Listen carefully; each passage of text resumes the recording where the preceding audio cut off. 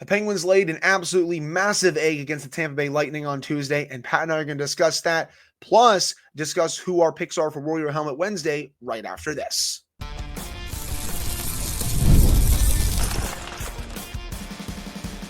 You're Locked On Penguins, your daily podcast on the Pittsburgh Penguins, part of the Locked On Podcast Network, your team every day. Hello, welcome back to another episode of the Locked On Penguins podcast. I'm one of your hosts, Hunter Hodes. You can follow me on Twitter at Hunter Hodes, joined by my co-host, Patrick Damp. You can follow him on all social media platforms at Synonym for Wet, and you can follow the show's Twitter at LO_Penguins. Of course, thank you all so much for making this your first listen/watch of the day. We are free and available on all platforms. So, Pat, and to everyone out there, if you decided to turn this game off after 30 to 35 minutes, I would not have blamed you, because the Penguins got brutally outclassed by one of the top three teams in the Eastern Conference last night. They had nothing after the first 10 minutes. I actually thought the first 10 minutes were fairly fine for the Penguins. They were getting at least a couple okay chances. They weren't giving up too much in their own zone. And then it all went to crap for the final 50 minutes of that game, especially the final 10 minutes of the first period, because the Penguins were down 4-0 heading into the second period. The game was effectively over at that point. You're not going to come back from 4-0 down against this Tampa Bay team with how potent they are offensively and with how good they are defensively. I know when you look at their defensive pairings, they're not as strong as I would want them to be, but they're not going to give up a 4-goal lead to the Penguins here, especially also with Andrei Vasilevsky playing out of his mind this year. But I did not like the attention to detail in the back half of that first period. I did not like Tristan Jarry's performance. And look, people, I'm not going to sit here and blame Jarry for all these goals against. I will say he was over -3 in terms of goals saved above expected last night. He wasn't good, was far from the only problem, but he was still not very good. Defensively, they were out to lunch in the back half of that first period. Defense was optional, if I'm being completely honest. No one was covering anyone in their own zone. I mean, one of the goals goes off Rickard Rakell's skating in. Beautiful redirect there off of Rakell's skate, if I might add. But everything just went to complete crap in the back half of that period. The Penguins also were not getting any offensive looks in the back half of that period. Heck, Pat, through two periods, they didn't even have 10 shots on net. It was that bad for a lot of this game. And we've said a lot on this show. I always want to see that fight. I want to see the pride, and I want to see the heart. I didn't see any of that last night. It wasn't good enough. Yes, I understand. They've been fighting their tails off for the last few weeks in a lot of these games, so it's natural that you'll probably have one of these performances at least to end the season. You're probably going to have a couple more if I'm being completely honest. But still, last night, not even close to good enough. You still got to show way more pushback than what I saw. Like it felt like they just gave up after the first period. I have been trying to figure out how to talk about this game pretty much since the end of the first period last night. And I'm of a couple mindsets. Let's start with the goalie. It comes back to a phrase I like to use a lot when it comes to sports analysis, where you can say Tristan Jarry wasn't the reason that they lost last night, but he also sure didn't help. He was not very good. And at the same time, you brought up the defensive zone. This was a throwback to mid-season. This team last night was an absolute disaster in their own end. They were just basically puck watching. They weren't picking up people they needed to pick up. The biggest flaw in Erik Karlsson's game was front and center last night, where he's just completely unreliable in front of the net. And I know a bunch of vultures are going to come for that and say, oh, typical Erik Karlsson. If you have been watching Erik Karlsson's career and thought he was going to be responsible in front of his own net, you've been watching the wrong film. That's never been part of his game. But last night, the Tampa Bay Lightning intentionally attacked that, and it was to a great success. But and just to go off that, there was not a single skater on this team that played well last night. Like, you can look at the average game score. Karlsson was almost broke the chart in terms of negative average game score. He was horrendous last night. But again, there was not a single player that played well on this team. No. Yeah, I know Bryan Rust got another goal. He's closing in, Pat, on a 30-goal season, which would be awesome if he can get it. Sidney Crosby now 1 point away from breaking the point per game record that's currently held by him and Wayne Gretzky. That's all fine and dandy. The game is a success. We got Crosby's point. But did they play well otherwise? No. They both were bad, as was the entire team. Absolutely. And then in the moment last night, watching the game, I said it on social media. I know you're playing a true bona fide Stanley Cup contender. You're down 4-0. You're probably not coming back from that. I would like to see at least some pushback, at least some fight. But then I thought about it, and I want to take it from sports to real life. We've all had that day at work, right? You walk in, you have your coffee, and it spills. First thing you do when you get into the office, your coffee spills, and you're like, damn it, you know what? This is just going to be one of those days, isn't it? And then whatever the first thing you work on, it goes right to crap. And you're like, oh my God, this really is going to be one of those days, isn't it? And then for the rest of the day, you don't put on your best performance. You just want to get through it. You just want to get done so you can come back tomorrow and hit the reset button. And that kind of felt like where the Penguins were. They were like, you know what? We had a first period where, yeah, did we play well? Absolutely not. But everything that could have possibly gone wrong went wrong. You get a goal that goes off of Erik Karlsson's foot. Another goal, Tristan Jarry gets, at the very least, a piece of it, and it somehow squeaks through him. And it's just like one thing after another. And then you mix it in with, this team isn't stupid. They know where they are in the standings. They know where this season is going. And you just go, you know what? It ain't our night. It's just not our night. Let's get out of this with our health, which they almost didn't, but you get out of this with your health, you get out of it, and you say, you know what? We got another game this week. Let's look forward to that. And in that regard, I can't really blame them, because you know that Tampa Bay is that good. You know that Tampa Bay is going to be right there when we get to the postseason, and you're not. So yeah, I'm dismayed by the effort, but over the last couple weeks, they, at least in the short term, built up enough goodwill that I can give them an ever so slight pass on, you had a bad night, it happens. I would, in putting it in the context of where this season is and where it's going to go and where it's been, I can't come on here and rake this team over the coals for last night. We know this isn't a very good hockey team.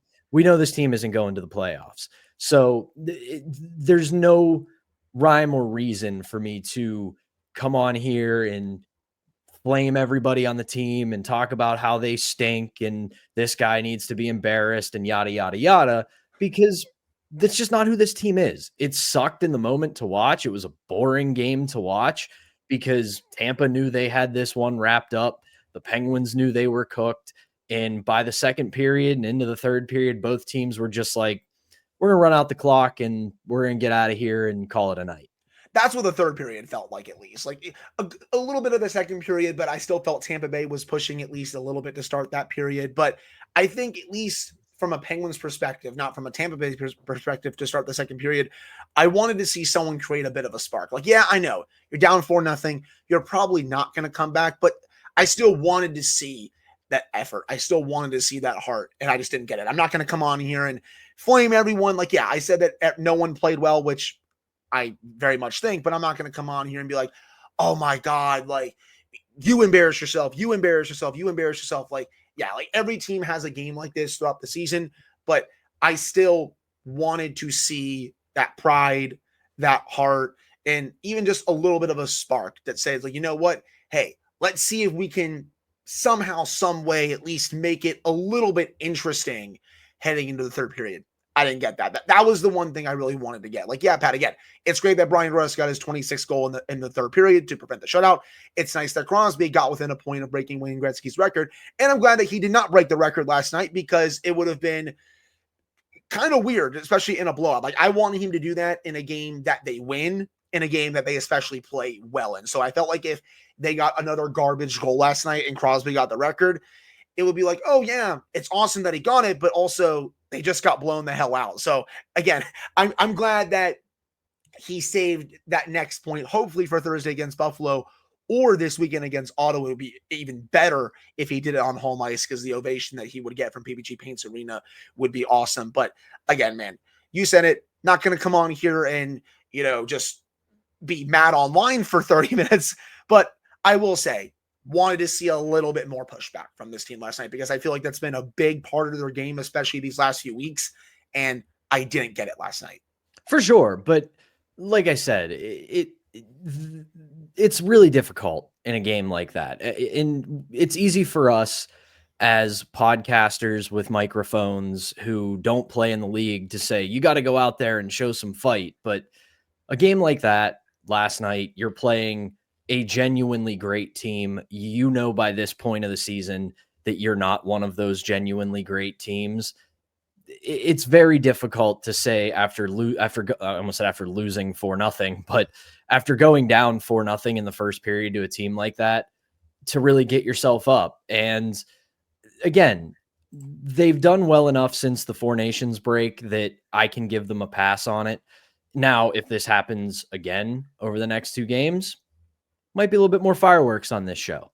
Yeah, we might be way more mad online for a 30-minute episode than we are right now, because, hey, again, crap happens. You see these types of performances from every team at least once or twice during a season, but still, again, wanted a little bit more of a spark, a little bit more pushback. But that will do it for this first segment. Coming up in the second segment, we're going to discuss Bryan Rust and how he's closing in on a pretty cool milestone, Pat, if he gets 4 more goals. We're going to discuss that in the second segment and discuss a little bit around Sidney Crosby before we get to Warrior Helmet Wednesday to end the show. But before we get to that, we got to tell you all about our first sponsor, and that is Indeed. You just realized your business needed to hire someone yesterday. How can you find amazing candidates fast? Easy, just use Indeed. When it comes to hiring, Indeed is all you need. Stop struggling to get your job post seen on other sites. Indeed's sponsored jobs put your post at the top of the page and help you reach the right candidates fast. I've been in that spot where you need the right hire like yesterday. The pressure's on, and every day without the right person is a setback. That's exactly when Indeed's sponsored jobs come in handy. They make sure your post is seen by the right candidates right now. Now you can speed up your hiring process with a $75 sponsored job credit. Just go to Indeed.com/lockedon right now and support our show by saying you heard about Indeed on this podcast. Terms and conditions apply. Hiring, Indeed is all you need. All right, we're back here in this episode of the Locked On Penguins podcast. I'm one of your hosts, Hunter Hodes, joined by my co-host, Patrick Dam. So really no positives to take away from this performance outside of Crosby getting his point, which, hey, the game's a win in my book if you get that, because we're closing in on the record. And a little bit of a smaller one too, but it could be way more important down the road here. Bryan Rust gets his 26th goal of the season. He's 2 away from tying his career high of 28 last season, Pat. He only needs 4 goals in the next few weeks to get his first 30-goal season in the NHL. And by the way, he's been producing lately. He has 4 goals in his last 3 games. Stay tuned for Warrior Helmet Wednesday, by the way, people, because he's definitely a big candidate this week. And maybe one or both of Pat and I could be giving our Warrior Helmet to him. Stay tuned. But I think he's going to get it. Like, he's been one of their best players, not just this last week, but all season. 26 goals, 55 points in 62 games. Last year was kind of similar, like 28 goals, 56 points in 62 games. It's literally right there, Pat. He's like, it's crazy to think about it. 56 and 62 last year, 55 and 62 this year. Oh yeah. And he still has more games to play here down the stretch. So he could literally end the season right at a point per game if he keeps this up. Continues to be one of the driving forces of offense on this team. He's such an important leader on this team as well. And I really hope that he is able to hit 30 goals here down the stretch, because he has been fantastic all season when he's been healthy. It actually surprised me this morning when I was getting ready for the show to see that Bryan Rust has never had a 30-goal season. I just kind of assumed that sometime since he broke onto the scene in 15-16 that one of those years he put up 30. But to see that the closest he's come was last year at 28, and then in 19-20, before the world shut down, he was on pace to probably have a 40-goal season, because he had 27 at that point, and he was an absolute man on fire. But it was surprising to see that. But I go back to, and I know that he's been a polarizing figure to the fan base for the last couple of years, but I really liked what Mike Sullivan had to say about him after the game against the Panthers, where he basically just said he's an honest player. He plays on both sides of the puck. He works incredibly hard. He's earned everything he's got, and he embodies what it means to be a Pittsburgh Penguin. And oh yeah, he's a multi-time Stanley Cup champion. So you have to love Bryan Rust because he just is a success story. The meme is always who the F is Bryan Rust from Dom Lucian all those years ago, but it really is that story that you love to see in sports. It's a guy who kind of flies under the radar, doesn't have the hype, doesn't have the pomp and circumstance, wasn't a blue chip prospect, just works his butt off and becomes a reliable, genuinely very good player. Because I've talked about it on the show before. You remember when he came up to the Penguins, everyone thought like, oh, this is going to be a great depth guy. This is going to be a great guy to have in your bottom six. This guy is going to kill penalties, guy who's going to block shots, he's going to work hard, he'll chip in 10 to 15 goals. He can be a top six fill-in when there's injury. And the exact opposite has happened. He has developed into a genuine top six, if not top line forward. And it's all because he doesn't do anything flashy. He just works very hard. He has a very smart mind for the game. Because what do I always say? There are a million players who have tried to play with top line talent because you think it might be there.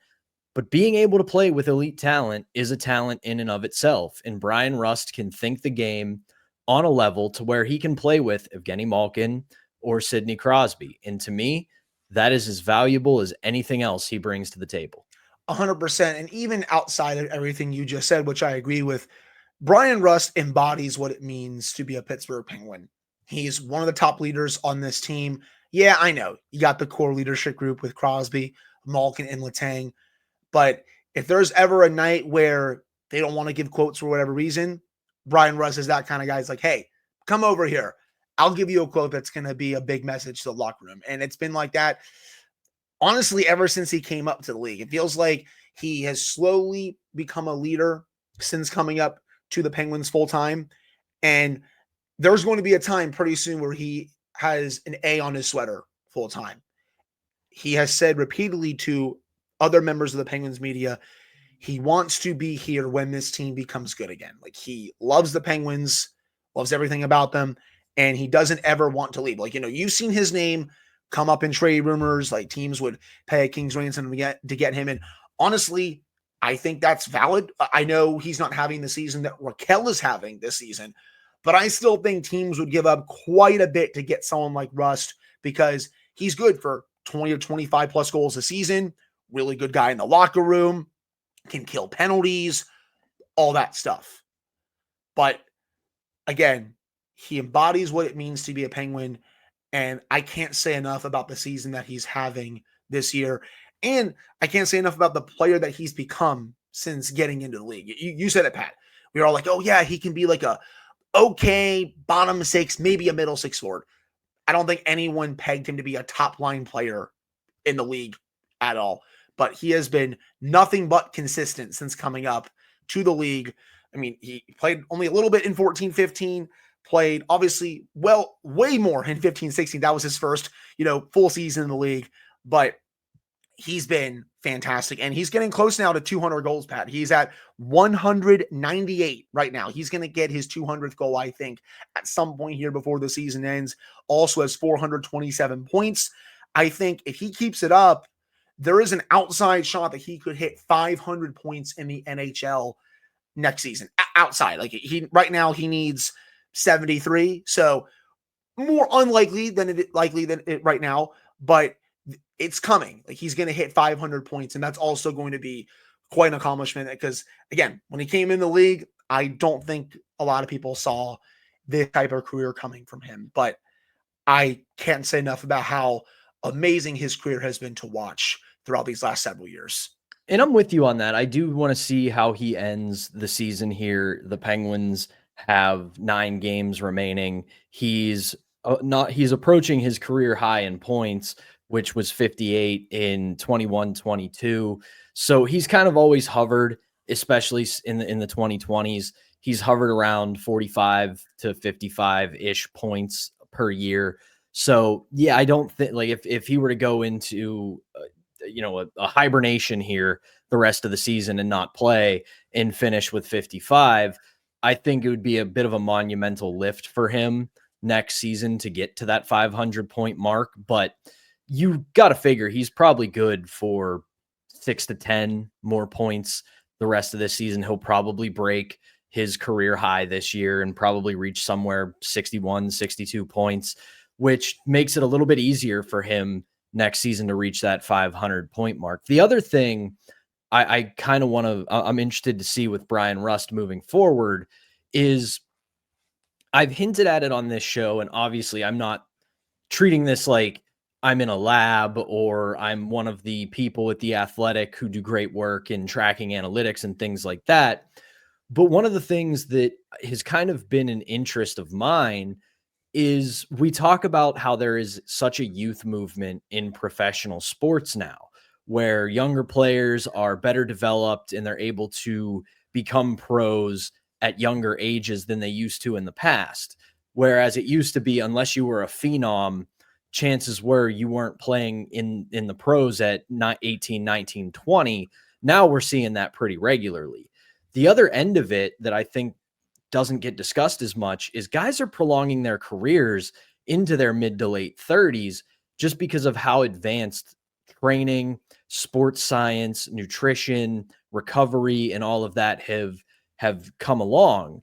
And everyone says, oh, Bryan Rust, he's 32 now. I don't know how much longer this can last. Well, yeah, he's not Sidney Crosby. He's not going to continue to be a dominant force into his late 30s, but can he play a valuable role into his mid 30s, 35, 36? Is he going to put up 50 plus points? But probably not. But 30 to 40 for the next couple years, it's entirely possible. The challenge then becomes exactly what the Penguins are trying to do. They're trying to get some younger players who develop into better players and can actually play an elevated role with the big club. So if you can do that and then supplement them with a Bryan Rust who not only has experience, brings great leadership, but can put up 30, 40-ish points, it's not a bad player to have on your roster. No, I'll gladly take that. And again, he can be sort of a mentor to that player as well. I mean, because again, this roster is going to look so much different next season. I think you're going to see a big influx of young talent coming in here, whether it's Rocket McGorty, Billy Koivunen, potentially Harrison Brunick, maybe Yoel Blomqvist coming back up for full-time basis, maybe some other players coming over from other teams that Kyle Dubas wants to go out via trade and get. The team is going to look a lot different. And I think having someone like Rust there still after having this type of season will be very beneficial because A, he can obviously still very much play, and B, he can be like that leader / mentor to that player and show him, okay, this is what it takes to be a pro in this league. And I still think that is very valuable to a team in 2025 for the NHL. But I think that'll do it for this second segment. Coming up to end the show, it's Wednesday. You all know what that means. Warrior Helmet Wednesday. Pat and I are going to give out our Player of the Week award for this last week. And I have a pretty good idea of who I'm going to give mine to based on this last second segment. So there's the hint for everyone for the final segment. Pat, we'll have to see what he decides to do. But before we get to that, we got to tell you all about our final sponsor, and that is Trade Coffee. If you're like me, your mornings have to start with a good cup of coffee, but I got tired of selling for grocery store brands that just weren't cutting it. That's why I turned to Trade, and let me tell you, this coffee is next level. Trade is the #1 specialty coffee marketplace in the United States, bringing you fresh coffee from over 50 of the country's top roasters. Their experts have taste tested thousands of coffees, creating over 450 amazing roasts. Whether you are new to coffee or know exactly what you like, they will handpick the perfect match for you. I took their quick quiz, and in under a minute, they matched me with a roast that was fresh, smelled incredible, and tasted even better. And my first bag, people, it was a game changer. Had such a smooth, rich flavor, and I could actually taste the difference from my usual coffee that I have at home. The subscription makes it so easy. No more last-minute grocery store runs or selling for whatever is on the shelf. Right now, Trade is exclusively offering our listeners 40% off your first order at drinktrade.com/lockedonnhl. That's drinktrade.com/lockedonnhl for 40% off your first order. One more time, drinktrade.com/lockedonnhl. All right, we're back here on this episode of the Locked On Penguins podcast. I'm one of your hosts, Hunter Hodes, joined by my co-host, Patrick Damp. So, Pat, it's our amazing Warrior Helmet Wednesday segment to end the Wednesday edition of the show. And I'm actually going to hand this over to you because I kind of hinted who mine is going to be, but I want to see if you're feeling the same way or if you give it to someone else.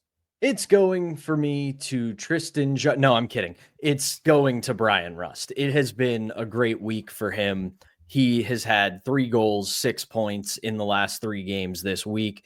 He's looked every bit the part that everybody wants him to look like. And Hunter, if I pull up my little spreadsheet here where I've been tracking our Warrior helmet for the season, this is the first time in 10 weeks that we have given Bryan Rust the Warrior helmet.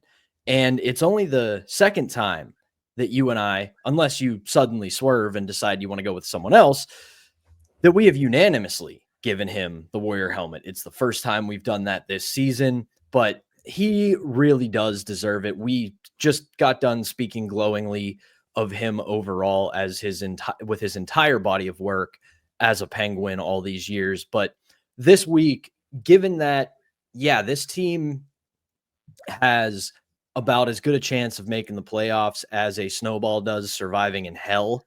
But even with that little flicker of hope, he has continued, just like his counterpart, Sidney Crosby, to say, you know what? We may have one foot in the grave and one on a banana peel, but until they knock our asses down into that grave and start shoveling dirt on us, we are going to continue to play hard. We are going to continue to give our best effort. We are going to continue to try to push this team forward, and I'll keep beating that drum. To me, that is way more valuable for this team's future than them just throwing it in the tank and saying, we suck, it's over, burn it all down. We all love saying Sidney Crosby's been dragging this team into the fight all season, which is true. Same thing with Evgeny Malkin, for example. But Bryan Rust and Rickard Rakell have also been doing this all season as well, especially Rust, now that you just said it. He has always been there to provide them a lift all year. And even though they got blown out last night, he still showed up on the scoreboard, even though it was garbage time. But I will amend your stat a little bit. It's actually 4 goals in the last 3 games, Pat. 1 goal against Tampa, 2 against Florida because he was on hat trick watch, and then 1 against the Blue Jackets, finishing off that really nice play against Columbus on Friday. So 4 goals, 6 points in his last 3 games. Bryan Rust also gets my Warrior helmet for this last week, continues his outstanding season, and who knows, maybe we'll give it to him again here in the final few weeks of the season. We're almost done with our second season of this, Pat, believe it or not. Yeah, I like this segment just because, one, throwback to a much more fun time. Yeah, the Pittsburgh Penguins, but we kind of lose sight in analyzing this team day to day of who is really putting up a good performance, because I've long been an advocate of you can't live and die with every single moment in every single game. You kind of have to take the season in chunks.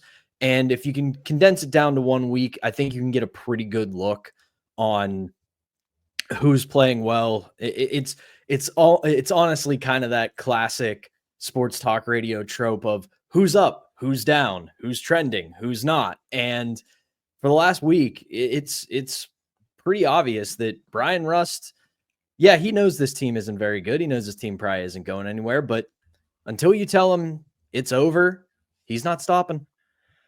Even when they get eliminated from playoff contention, I still don't think he's going to stop now. He's going to play his ass off every single night. And again, man, like, I can't say enough good things about him, especially this season with the way he's playing. But I think that'll do it for today's episode of the Locked On Penguins podcast. Thank you all so much for taking the time to listen to / watch this one. Pat and I will be back with another show for you all on Thursday to get you all set for Penguins Sabres, the third and final meeting against the Sabres this season. Penguins have won first two, trying to go for the season sweep. We were supposed to have Jesse on, but he told us today he has a 7-hour meeting schedule for work tomorrow from 10 a.m. to 5 p.m. So, Jesse, Godspeed on that. Hopefully, we'll have you back on next week for another either Marshall Monday, Marshall Tuesday, whatever day he is free going forward, people. We will have him on. We'll try to every week that his work schedule allows him to. But again, that'll do it for this one. Thank you all so much for tuning in. We appreciate it. We'll be back on Thursday.